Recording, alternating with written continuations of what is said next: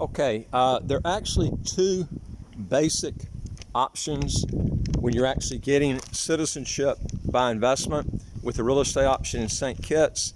Now, you can either go with a fractional unit where you pay a minimum of $200,000. I mean, it goes up from there. It's not just 200, it's whatever you pay, but the minimum is $200,000 US dollars that you got to pay for that option. The other option is the real estate option where you own it outright. Okay, it's not a fraction of the title, you own the whole title. Okay, now one thing I will tell you that fractional units have the same sort of resale, maybe a little bit better than time sharing. I would not go with fractional units. I've told people this before in the past. It's amazing how many people that are wealthy that get these fractional units, and although they do own it, they own a fraction of the title. It's going to be a lot more difficult to resell than if you own the whole unit yourself. Why people do that, I don't know, because I would much rather own a real estate unit where I own the whole thing than maybe a small fraction of a hotel development or a hotel or whatever. To me, it just doesn't make sense. Or a fraction of a $4 million unit. But that being said, you do have a choice for that. The only thing I would tell you, this one advantage, I don't really call it, maybe it is an advantage, it's not a financial advantage, is if you go with a fractional, you can get maybe a $10 million house, huge house to use once a year, twice a year, whatever, how many weeks you get it for. And you know, you're living in a luxurious place, and you do own a fraction of that $10 million unit instead of maybe buying a $400,000 unit where you own 100% of it. It's a lot smaller, but the resale by far is going to be better on the unit that you own outright for $400,000 versus the fraction of the $10 million unit. Okay, so you make your choice, but I'm just telling you that's what the results have been. No matter what people tell you, I'm giving you the facts. Okay, also folks, if you want to legally get your income taxes to zero, how to get a second passport as quick as 45 days, do three things. Hit the subscribe button to the right of your screen. You get new videos automatically. We got over 700 videos right now. Give you some really good tips on making good choices before you do it. And number two is I would like to hear from you. If you got a question or comment, put it below. And number three is go to our website, www.citizenshipquickly.com, and ask for some help. All right, now if you go with a fractional unit, you got to hold the unit for 7 years before you resell it. If you own the whole unit, you hold it for 5 years before you resell it. If you sell either one of the units before that time period, you will lose your passport and citizenship. Okay, it's that simple. So you want to make sure that you don't break that law.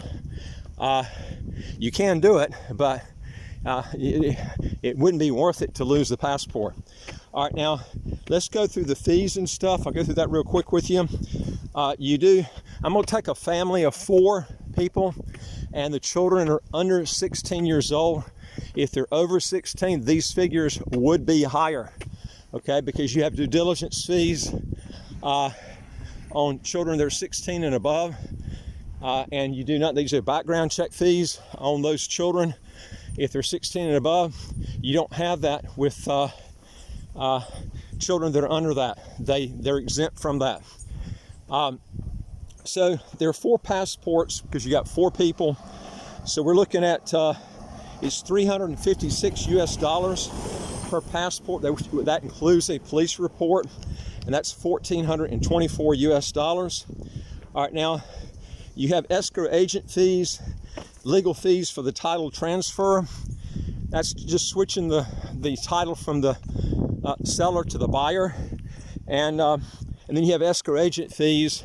What this is of course the total of that is $12,000 for those 2.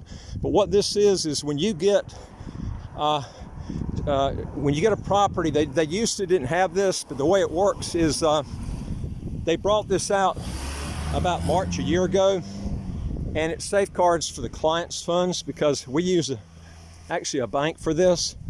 And what it does is it it safeguards any sort of developer from taking money and misappropriating funds, because it goes to that escrow agent and they don't release the funds until the citizenship is approved and everything's finished.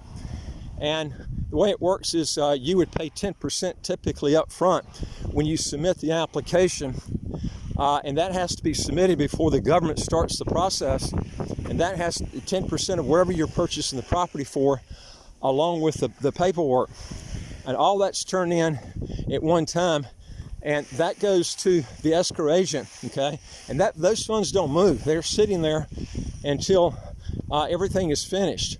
And then once all the paperwork goes through and your approval, you'll get what's called an in-principle approval letter, which is basically stating that you're approved for citizenship as long as you pay for the rest of the property. So the other 90%'s wired into the escrow agent, and then they notify the government that everything's been taken care of, that the whole process has been finished, and since your approval's already taken place and they've gotten the funds all together, then they get your certificate of citizenship and your passports issued, and everything's completed. And you don't have hanky-panky with funds, because those funds are stayed in that account. They don't go anywhere until everything is totally finished. And this is what you want. And I'll tell you something, this is one thing that's not brought up a lot in other areas. The other fast track programs, to my knowledge, have not come out with this requirement. St. Kitts is the first one to come out with it. They did have a problem with misappropriations one time on funds. And so what's happened is they changed the law. They made it very strict to make sure that those funds don't go anywhere and until everything is finished. And there are only about, I think there's around 6 escrow agents in all of St. Kitts and Nevis that are actually approved to be an escrow agent. They're very careful on who they let to come in to be an escrow agent. And so, you know, it's real important to make sure those funds are actually protected. All right, so we've gone through those fees there. Also, there is a fee for legal and professional fee. Now, that fee is really up to you and whoever you use, because, you know, that the lawyer deals with that. And that could be a person that's maybe outside lawyer that's dealing with, because they have to be an authorized person, and they have to be approved with the CIU to do that. So you could actually have 2 different lawyers, one to do the actual title transfer, and then one to be the CIU agent, the authorized person. Now, I like using the person to do the same thing to just make things go quicker if you've got one person handling those 2 things at one time. But that fee is really up to you, who you use, okay? Now, what we do in a lot of cases, we try to get that fee paid for. It's amazing how many people pay for that, and they don't even realize that can be negotiated, man. That can save you a lot of money. I mean, you're looking at thousands of dollars there. And what we do is try to work it out where a lot of cases, but we've got one developer, he's picking up that, the other fee, the transfer of the title, he's picking up everything. In fact, I'm going to go through that with you a little bit more in detail. The National Insurance Fund fee, which is what it does is it guarantees the title. In the USA, they call it title insurance, but it's just done a little bit different in the Caribbean. And what this does is if there's a problem with the title or something, they find it out later, you're guaranteed to get the money back that you paid for the property. What this does is it guarantees that you won't, lose out on your money and the actual property itself. Now, the way that works is $800 US if you're paying $400,000 for a property. The easiest way to do it, if you're not paying $400,000, if you're paying $600,000, you just take $600,000 divided by 500. So formula we use, and that's the figure of what the National Insurance Fund fee to guarantee the title would be. Okay. Also, there's a courier fee to actually, once your property, your citizenship's approved and everything, and the passports come back, there's a fee to actually mail the passports to you. and that's 100 US. And then we're looking at there's 4 people, and there's an application fee for each person. It's $250 US per application. So for 4 people, that's $1,000 US. There's also a wire acceptance fees for several wires that's done during the process, and that's $150 US. You also have due diligence fees of $11,500 total on the husband and wife. And remember, I told you, since the children are under 16 years old, they don't have to pay this, okay? So if you got kids, they're getting close up to 16 years old, and you're wanting to save a lot on this, okay? You're looking at, it costs $4,000 per child for just the due diligence part, okay? Not for anything else, just the due diligence part is $4,000. So if you got a child that's coming up to 16 years old, you need to rush on this, because that will save you $4,000 US if you can get them in before that age changes. Okay, so that's really important that you know that. I've had people come in right when the children just passed 16 years old, and it cost them thousands of dollars. They just didn't know this, so it's important that you know that. So it's $11,500. Kids under 16, they don't pay anything for that, okay? All right, now the government fees for 4 people, it's going to be $75,200 US. And that's the fee that goes to the government, and that's actually paid when the citizenship is actually approved. When the in-principle approval letter comes in, that's when that has to be sent in, along with the rest of the other 90% of the property has to be turned in at that point. All right, now there is a bank due diligence fee of $300 US. Let me talk to you about this a little bit, okay? There's actually 3 due diligences that are done, or background checks that are done. One of them is through the bank. When you wire the funds in, it doesn't just go straight to the person you send it to when you first send the wire in. They do a background check on you, on your name. They'll take your name and do a worldwide check to see if there's a person with your same name that comes up that's got a criminal or even a severe civil background problem, okay?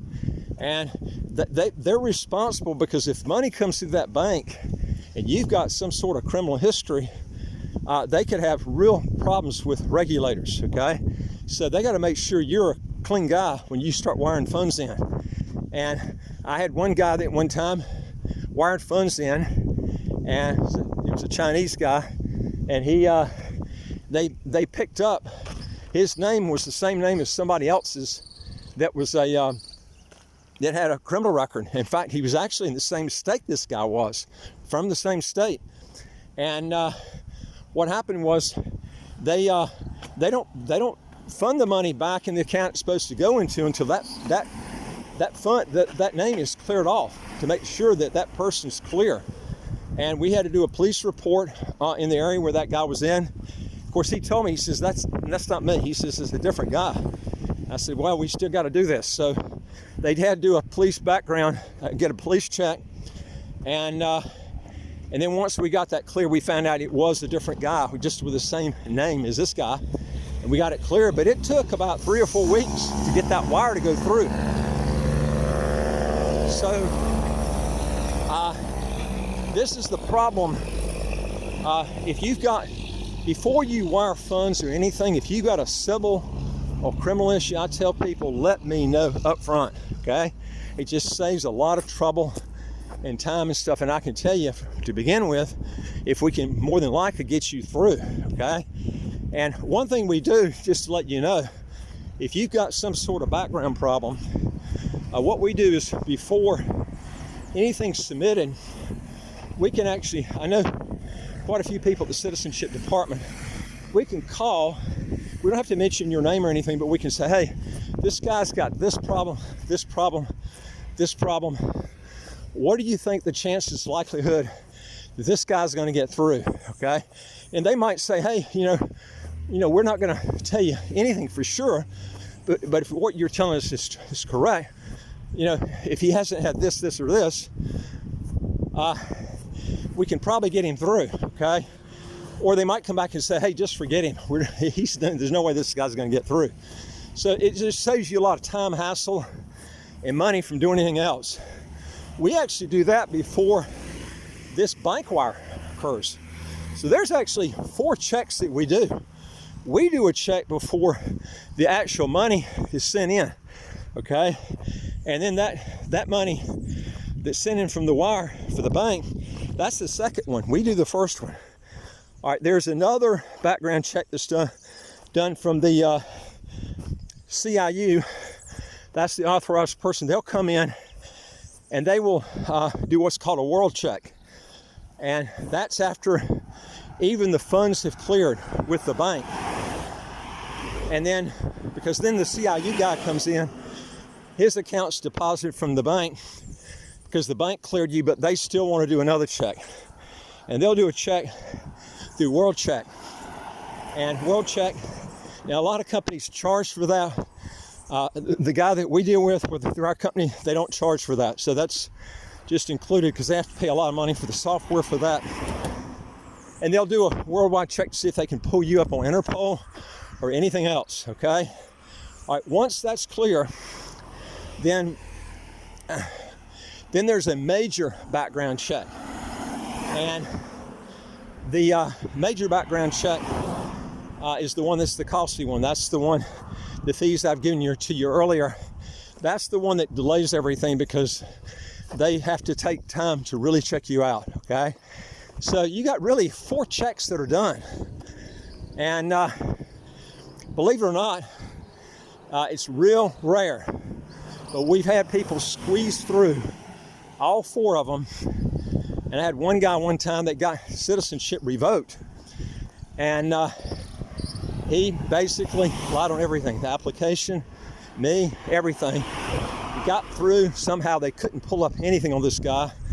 Found out he was involved with a real problem. And his citizenship got revoked. But that's extremely rare. But I tell people, this is the key. If you got a problem, bring it out on the application. Tell us up front, because then what happens is it saves you a lot of money down the road. Because if you're up front with us, we'll know something pretty much before before you even send any money in, to the government, or that will save you a lot of money, or paying real estate or whatever. Okay, this is why we try to get people to be up front on this. Now, we've never had anybody turned down. I had that guy revoked because he lied to everybody and he lied on the application. Okay, so and I know another guy that got revoked too. Same thing happened to him. Lied on the application. Okay, so just be up front. If you got something coming up, something that's already happened, you need to be up front on it, okay? It solves a lot of problems if you do that. All right, now, so we're looking at a total on everything after we figure up everything here. It's going to be $502,274 US dollars, okay? So you can write that figure down. Now, that does not include what the legal fee is to do the CIU paperwork. Like I said, that's depending on who you use in that. So, that's totally up to you and what you pay on that, okay? Now, these are fees that you're gonna have to pay that I'm giving you right here, okay? Now, the builder, we got a builder I'd mentioned to you before that, very unusual you have this, but this guy, we've negotiated it with our company. He's not out here advertising this because it's very difficult to find anybody that's going to do this, to pick up the legal fees, the background check fees, and the government fees. He's only got a few units left. He's doing it on this. And I'm going to tell you something, I've never seen anybody else do this, where they've picked up and they've paid for all that, okay? Now, the way it works is you would have to pay it up front, okay? And then once your citizenship is approved, that's refunded back to you at closing on those fees. All right, now, your property, you've got to pay $400,000 for the property. that goes on the contract to the amount you're paying, which is $400,000. And then what happens is, whatever fees he's agreed to pay you back for those particular fees, you pay for. But the property you're paying for is $400,000 or above. If you're going with a full unit, if you're going with a fractional unit, it's $200,000 minimum or above. Okay. Now, the actual fees I figured up that he would give back to you after everything is approved and everything's get closing is $102,274 US dollars out of the $502,274 that's paid. Now, I'm going to tell you something. You're not going to find anybody that's going to pay those fees. He's the only one I've been able to find out that will do it. And the great thing is, I mean, he wasn't doing this before. They were selling the units before without this. The COVID-19 hit. COVID-19 is pretty much over right now. They're doing it just for the last few units, and then it's going to be over with. If you're looking for a really good deal, this is the deal to try to do it with, okay? All right, now we've got also another development, as I mentioned to you before, I think a while back. A really good builder, great guy to work with. They got like a 90% plus occupancy rate, the highest on the island. Because people listen to me when I talk about this, and they don't believe me. They think it's too good to be true. You can't do this unless you have a real high occupancy rate. And there's this, I've seen this high as around 95%. And that's incredible when you have something that high. The way it works is they will actually, you buy the unit for citizenship, and what they do is at closing, they will actually sign an agreement with you where they will give you back the rent over 5 years right up front, okay? Now, what sort of advantage is this? Well, most people are going to look at you and think you're nuts to pay the rent up front. For one reason is, what happens if it goes unrented? Well, that's, your money's been paid to you. You don't have to mess with that. What happens if the guy takes off and doesn't pay the rent? You got to go to court and all this crap. They handle all that. Your money's been paid, okay? What happens about the maintenance fees? You don't have to pay any of that for the first 5 years. That's paid for. The only thing you have to kick out is the property tax, which is almost nothing. Because remember, the property tax in St. Kitts is 0.20% of what you're purchasing, with a $29,600 US dollar exclusion before that 0.20% kicks in. And when you're talking about a condo, it's very, very low on a condominium. And so, you know, it's and there's actually some real famous people that have bought this place. I won't mention their name, but there's quite a few famous people that have bought at this place. It's a very nice facility. It's in a great location. It's got everything that you want. If you want a place that you don't have to mess once you buy and someone maintain it for you, they get the people. There's you have short and long-term renters in there, and you don't want to have to hassle with you're dealing with renters and stuff. This is excellent. Plus, y'all seen me do a lot of these videos about the dogs and crap barking and drive you nuts around St. Kitts and the houses. You don't have that in this place. Tight security. This is what you want, okay? Especially if you're not going to be living in St. Kitts and you want a good investment. Now, let me tell you about the leaseback a little bit. What good is this? Well, leaseback, you got to remember, when you figure out your rate of return, when you do a leaseback, what you have to look at, it's not just the fact that you can take the 5 years you're getting up front from the rent. You can take that, you can apply it back towards, you know, equities right now while the stock market's down low, or you can go in Bitcoin, put it in cash, whatever you want to do, okay? What kind of rate of return are you going to get on that? And what that's going to be worth in 5 years, because you got all your rent money up front. You didn't have to wait 5 years for that last bit of money to be paid to you, not including maybe all the hassles you had to deal with getting somebody to pay the rent or take them to court, dealing with maintenance and crap. They deal with all that, okay? And this is the great thing is you have all that stuff taken care of, the headaches and stuff. Okay, and that's the thing that most people that don't live in St. Kitts, they don't want to have to mess with that. It's a pain in the butt. Not including, you know, dogs barking if you come down, want to stay in a place. You know, I tell you, I like places that are quiet, man. I go to sleep, I don't want to hear a friggin' dove cooing, you know? I like it nice and quiet, okay? So these are some things that I would be strongly looking at. And I'm gonna tell you something, right now, properties are starting to really move up in St. Kitts. The coronavirus over with as far as you know, we got all kinds of tourists that are coming down here now. So if you're thinking about getting something, I would be doing it before the property values really flood up in value. And I'll tell you, the US dollar right now is one of the highest points ever. I didn't even check it out, but I had a client the other day was talking about the dollar is as high as 2002, and I would believe it. And one reason is because of this nuclear threat. People are scared to death of a nuclear war, so they're all flocking to the US dollar. And that's actually a good sign in emerging markets, because that means those currencies are down low. When is the best time to buy, low or high? I'd rather buy when it's low. Well, that's the point where we're at right now. And the last time St. Kitts went through their run up in property values, like through the roof, which went out from 2000 to 2010, when the dollar had plummeted. They had that big downturn to about 2008. And now we've got the reverse.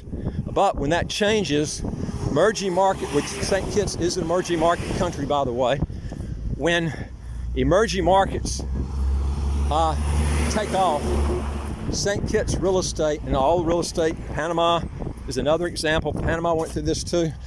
They go through a huge bull market cycle.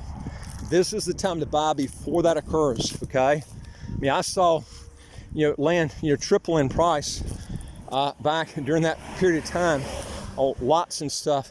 So you really have to jump in and understand how currencies work and how real estate works in conjunction with emerging market.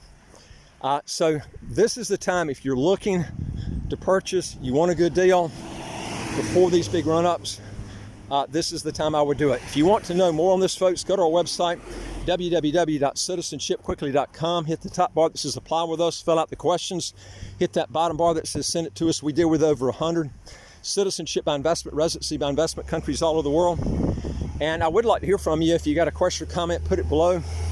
And folks, don't forget, hit the subscribe button. We've got over 700 videos. This is where you're going to pick up all kinds of tips before you step in the dog dunk and make a mistake and then look back, say, damn, I wish I had looked at Tom's video before I did this. We try to tell you how to stay out of the dung and do things you're not going to look back and regret. If you got any questions, let us know, and I'll look forward to talking to you on the next video. Take care.